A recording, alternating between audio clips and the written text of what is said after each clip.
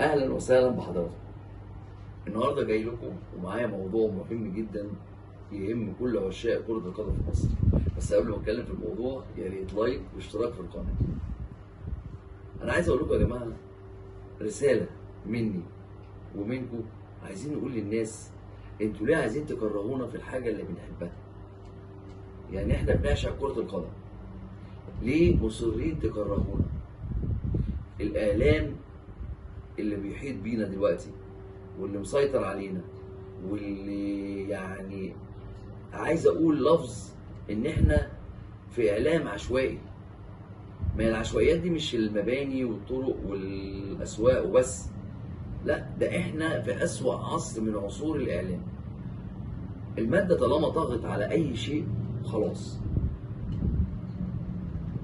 كله بيحارب بعض عن طريق الاعلام. الصورة بقت يعني وحشة وبايخة وغريبة علينا، ان انا لازم الاعلام بتاعي يكون مستفز عشان اجيب نسبة مشاهدة للقناة اللي انا شغال فيها عشان استمر. وبدل ما باخد مليون اخد 2 مليون اخد 3 مليون، وماله يا سيدي، خد اللي انت عايزه وحقق النجاح اللي انت عايزه، بس قدم اعلام، قدم اعلام محترم، اعلام يفيد الجمهور والمشاهد اللي قاعد مستنيك ويتفرج عليك. اديله مادة اعلامية، اديله خبر حلو جديد. لكن ليه عايزين تكرهونا في الكورة؟ انا بحس ان دي يعني حاجه مقصوده، مع ان كورتنا جميله جدا. يعني واللي يقول لك الكوره في مصر مش حلوه قول له لا انت معلش انت مش معاك حق. احنا لما لعبنا البرازيل مع كابتن حسن شحاته كان اللي يخش من بره لولا لون التيشيرت مش هيعرف مين مصر ومين البرازيل. والله قدمنا كوره احسن من البرازيل، والبرازيل دي احلى مستوى واعلى مستوى كره قدم في العالم. لعبنا ايطاليا بعدها كسبناها 1-0. ايطاليا بكل تخطيطها في الكوره وكل تاريخها لعبنا كوره، قدمنا كوره. وانت هتروح بعيد ليه؟ عندك دلوقتي اللعيبه اللي كلها في انديه الدوري الانجليزي، والله هتلاقي كل نادي في الدوري الانجليزي اللي رافعه واللي معلي اساميه لعيبه من افريقيا. اللي انت بتقول اوروبا وامريكا لا، انت عندك هنا الموهبه وعندك الكوره وعندك كل حاجه، بس ما عندكش اداره، ما عندكش اداره عادله. لان لو عندك اداره عادله هيطلع عندك نادي كويس، هيطلع عندك منتخب كويس. انت ما عندكش اداره عادله، هم بقى عندهم اداره عادله. بمعنى اللعيب الكويس بيتقال عليه كويس وبياخد حقه، ولما بيجي تصويت الناس بتصوت للعيب اللي يستحق حتى لو من نادي منافس. لكن هنا ماشيه غير كده خالص، ماشيه مختلفه تماما. يعني عندك محمد صلاح، ساديو ماني، طالعين من افضل 3 لعيبه في العالم. مع مين؟ مع كريستيانو رونالدو اللي انا في رايي من اعظم لعيبه كره القدم اللي جت في العالم. مع ميسي من اعظم موهبه كرويه جت في العالم ومهاريه. مع محمد صلاح الاقي ساديو ماني، الاقي رياض محرز، الاقي كتير انا مش عايز انسى حد. ده تريزيجيه اللعيب اللي هو يعني مجتهد، طلع بره مع الفريق الانجليزي بتاعه كسر الدنيا. تريزيجيه كسر الدنيا.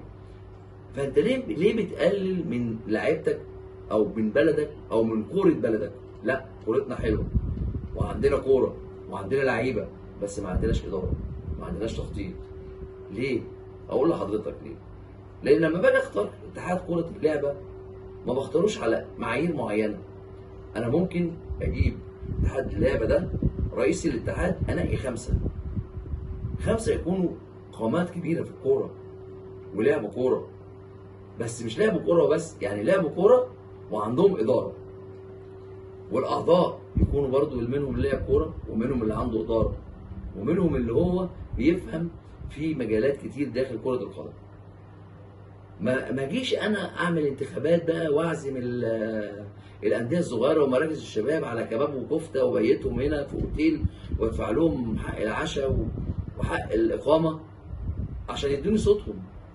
يبقى اللي معاه وعايز يخش الانتخابات اتحاد الكوره بالرغم ان هو عمل تطوعي المفروض هو ما بياخدش منه مقابل. طب بتصرف من جيبك ليه؟ لان عايز يخش يستفيد من اتحاد الكوره من جوه. عن طريق ايه؟ عن طريق بقى الاعلانات، عن طريق بقى الحقوق، عن طريق، بص قول زي ما انت عايز تقول تقول، ومحدش بص يعني هيخالفك. دي حقيقه الاعمى عارفها. يعني واحد داخل مجال، المجال ده عمل تطوعي، يعني عمل مجاني.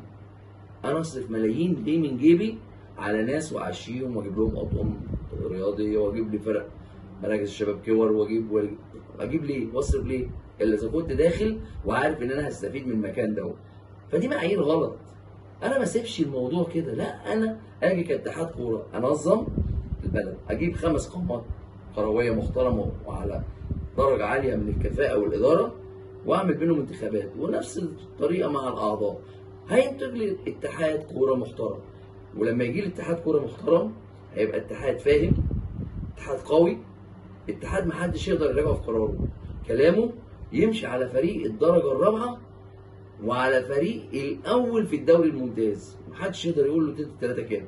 هي دي بقى الفرق بيننا وبين اوروبا. هم عندهم اداره، احنا ما عندناش اداره. احنا عندنا اللي يلحق، اللي يسبق. الكلام ده انا بقوله وواثق مليون في المية ان هو ده اللي بيتحقق هنا.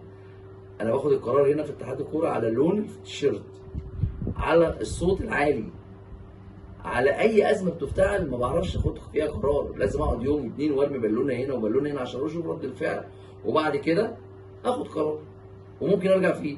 لكن بره مفيش. احنا عندنا الموهبه وعندنا كوره وعندنا ما عندناش نظام. ليه بقى احنا ما نحددش النظام ده وننشئ اتحاد كوره محترم؟ الموضوع الثاني اللي انا عايز اتكلم فيه اللي هو الموضوع اللي بين النادي الاهلي وبين نادي الزمالك، على موضوع نادي القرن. نادي الاهلي لو دخلت على جوجل كده وكتبت نادي القرن مين في افريقيا هيقول لك النادي الاهلي. في اوروبا هيقول لك ريال مدريد. طب يا عم انت خلاص انت اديت نادي القرن للنادي الاهلي ونادي القرن لريال مدريد، ماشي.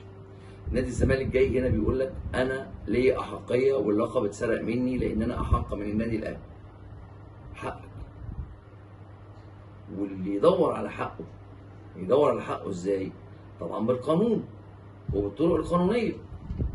اروح لاتحاد اللعبه بتاعتي اقول له والله انا عندي مشكله 1 2 3 وعايز حقي يرجع لي. ادي كل مستنداتي وادي كل اوراقي وادي طلب مني، بطلب من حضرتك ان انت تحرك لي القضيه. بدور اتحاد الكوره ياخد الطلب وعلى الاتحاد الافريقي يعرضه، بنفس الدور يعرضه على الاتحاد الدولي وتتشكل اللجان ويتشاف اذا كان ليه احقيه في اللقب ولا لا، ويدرس ويطلع حكم. يا اما يستحق يا اما ما يستحقش. ما يستحقش ما يفتحش الموضوع ده تاني، يبقى خلاص يقفله، خلاص اتقفل. يستحق ماشي خلاص، بقى نادي الزمالك احق. نادي الزمالك ورقه يعني هو نادي القرن الافريقي الحقيقي. ياخد القرار، يعلق يافطه 2 3 4 وينزل يفط النادي الاهلي حقه. يبقى في اللحظه دي نادي الزمالك هو نادي القرن الحقيقي. لكن مش انا اروح اقدم شعار اقول ان انا نادي الوزاره الثانيه بتاع التجاره ملهاش دعوه بكره القدم خالص، ومجرد ان انا اقدم الطلب ويتوافق لي ان انا اقدم على الطلب ولسه هيدرس ولسه اقوم رافع الطلب واقول انا هو نادي القرن الحقيقي. ده اسمه اعلام تضليل. بتضل. طب ليه بتضلل نادي الزمالك قبل ما تضلل النادي الاهلي؟ ما تقول له على الحقيقه، قول له اسلك الطرق الشرعيه دي عشان تاخد حقك. وفي نفس الوقت يبقى مفيش مشاحنات بين الجمهور. انا اخلي الجمهور يرجع زي الاول تاني. الزمالك يكسب اقول له مبروك، الاهلي يكسب اقول له مبروك، ونتفرج على كوره حلوه. يبقى ماتش الاهلي والزمالك ده كان بالنسبه لنا عيد. كنا بناخد اجازات، ما بنروحش المدارس، ما بنروحش الكليه، كنا نقعد نستنى ماتش الاهلي والزمالك ده عشان نشوف كوره. لان هم دول اعلى ناديين في مصر واعلى لعيبه موجوده في مصر. ما نخليش اي حد يا جماعه يخش يفرق بيننا ويكسر وحده الصف اللي بيننا اللي عندنا. احنا اعظم ناس بنلعب كوره في الوطن العربي. في دول مش عايزاك كده، في دوله بعينها مش عايزاك كده، وبعتت لك واحد هنا يخربك كاهلي ويخربك كزمالك، ومعروف بدليل ان هو بيحط مناخيره في كل حاجه، لدرجه ان هو اللي جاب مدرب منتخب مصر. يعني جاب واحد بياخد دلوقتي مليون الا في 7 اشهر شغال ما عملش حاجه، ما نزلش لبس ترنجي ومرن فرقه وهو ما عندوش كوره اصلا. يعني انا اجيب لمنتخب مصر مدرب، اجيب له مدرب على مستوى عالي، لان انا عندي منتخب مصر ده وعندي العناصر اللي ممكن اخدها لمنتخب مصر ده. اجيب مدرب اجنبي محترم ما يعرفش حب وكره، ما يعرفش لون تيشيرت، ياخد اللعيبه ويختار اللعيبه على اللي هيقتنع بيه. وكان عندنا كتير، من المدربين موجودين، وعلى راسهم كان في مدرب هنا برضو ب3 تعريفه اللي هو تركيز جونياس اللي هو كان بتاع وادي دجله. ده كان مدرب محترم جدا، وكان ممكن ياخد لك فرقه ويلعبها كوره ويطلع كوره من تحت ويبقى ليك شكل وانت بتلعب اعظم فرق في العالم. لكن ده لا، ده هيصلح منتخب؟ لا بلاش. انا اجيب لهم واحد ملوش في الكوره خالص، انا خدته عملته مدير نادي ورئيس نادي واخش اخرب بيه، يبقى هو المدير الفني للمنتخب وهو ما عندوش كوره. يا جماعه الدوله دي بعت لكم الراجل ده يخرب الكوره ويكرهنا في الكوره، ففوقوا من فضلكم. السعوديه عايزه توريك ان هي بعد ما تهدمك وتوقعك وتوقع اهلي والزمالك وتخبطهم في بعض، اصبح ان انت ما عندكش لعيبه كويسه، ويجيب للزمالك 3 4 لعيبه ويجيب للاهلي 3 4 لعيبه ويدفع لهم، وعنده استعداد يدفع مليارات. عشان ايه؟ عشان لما نيجي نختار منتخب بعد كده ما نلاقيش لعيبه. هتلاقي اللعيبه كلها اللي بتلعب في الاهلي والزمالك والفرق دي كلها لعيبه محترفه، توانسه، افارقه، مغاربه، كل واحد هيروح منتخب بلده. تيجي بقى انت منتخب مصر مش هتلاقي عندك حد محلي اساسي في فرقته، لدرجه قيسها كده، قيسها دلوقتي انت عندك راس حربه تعتمد عليه يبقى راس حربه لمنتخب بلد، المفروض يبقى عندي 1 و2 و3. يا جماعه الموضوع اخطر من كده بكتير، وانا عندي كلام كتير بس هعمله على فترات وعلى حلقات، وارجو ان انا ما اكونش طولت عليكم، وبشكركم لحسن استماعكم، ويا رب اكون ما طولتش عليكم. شكرا والى اللقاء.